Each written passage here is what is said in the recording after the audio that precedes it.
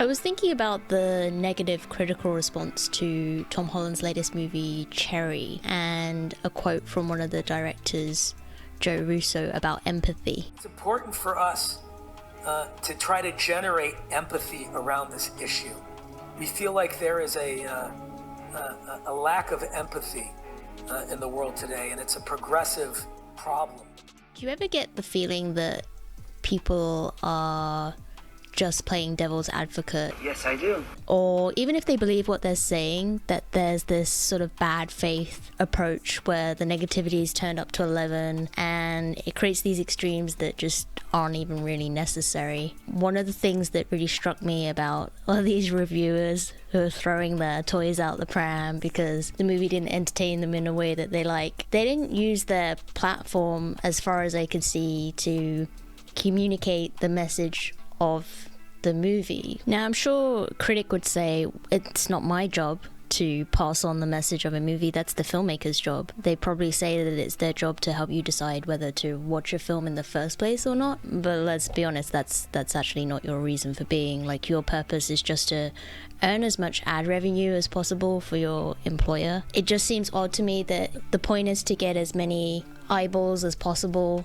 on something, that we can't have just one sentence that's like, hey, if you're struggling with the opioid crisis or PTSD or anything related, or you know someone who is, like, here's how you could get help, or how you might be able to help them. The counter argument to this, I guess, is that they are helping to bring attention to the message by doing these negative reviews in the first place, right? So perhaps not as many people would have noticed Cherry if it weren't for the fact that it wasn't received in the way it was expected to be received, given what the press was like before it came out. It was the most streamed movie in the US last weekend, apparently. Matthew Vaughn, I'm pretty sure at one of the Comic-Cons, once said that he'd rather he'd be Marmite. You either violently hate what he's doing or you love it, but he didn't want anyone to be apathetic. And I agree with that to an extent. He takes it to the level of professional trolling with stuff like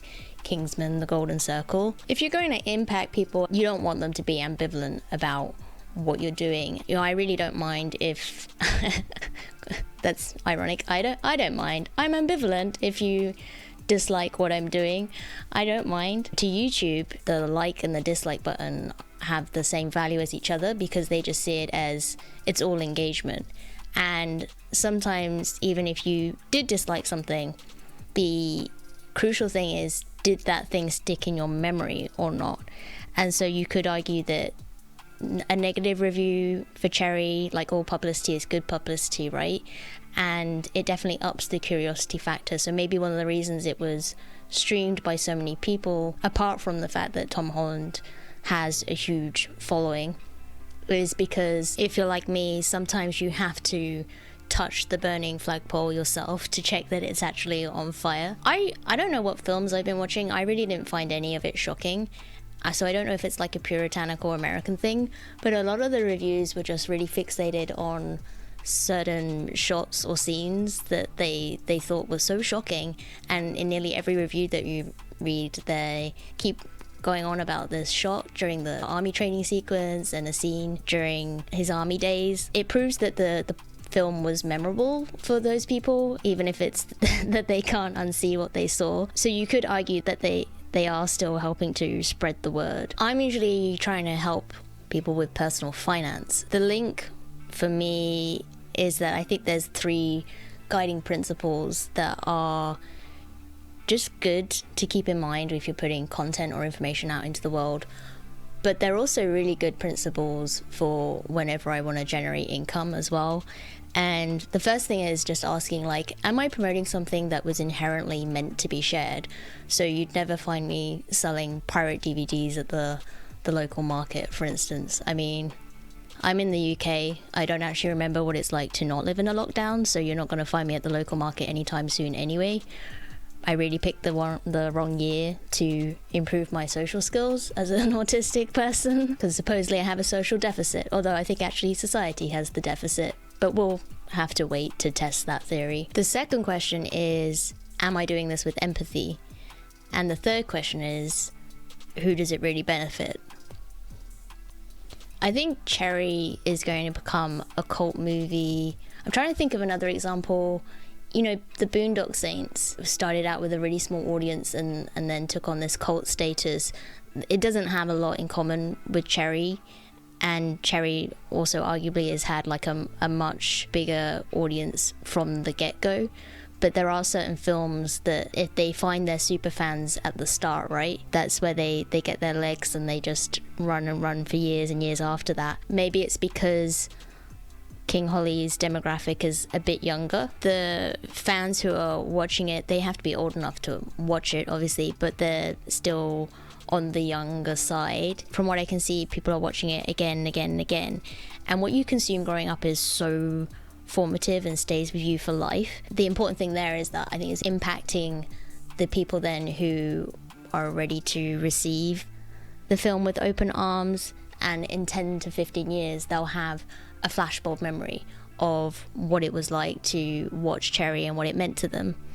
And if that's the legacy that the film has, then that's the power of entertainment. And on Instagram, you know, those fan accounts who are watching it multiple times are also communicating about the opioid crisis and PTSD and mental health. I don't think they're rewatching it just because King Holly is in it. It's not Troy. It's not a film that you watch again and again just for the eye candy, and it's definitely not a comedy either. So on that note, I should actually address the current title of this. I change the title of my podcasts and videos all the time, especially when I return to those questions about, like, you know, am I doing this with empathy and who does it benefit?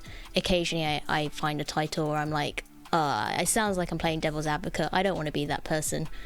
But at the moment, the title of this is Tom Holland Gave Me Nightmares, and so I should actually explain why that is, so that I'm not just clickbaiting. But basically, I consumed so much from the Russos ahead of the film coming out. I was way too emotionally invested, which changes the way that you watch something as well, right? So then when I saw the Rotten Tomatoes score the night before the film came out, that's what gave me nightmares. The good news in response to that is that I've spoken to quite a few friends and family since, because we all need a routine reminder that entertainment is very powerful, but the Russo's career is not mine, and I can't afford to be losing sleep on their behalf. But I think the reason that it was able to have that effect on me, and that it's been able to affect the people who love it so deeply, is because the Russos came at it from a place of empathy and asking first, who does this benefit? And that's how you find other people who are on the same page as you. But what do I know? I edit everything with a hacksaw. If the Russos were too stylistic, then I'm all for it.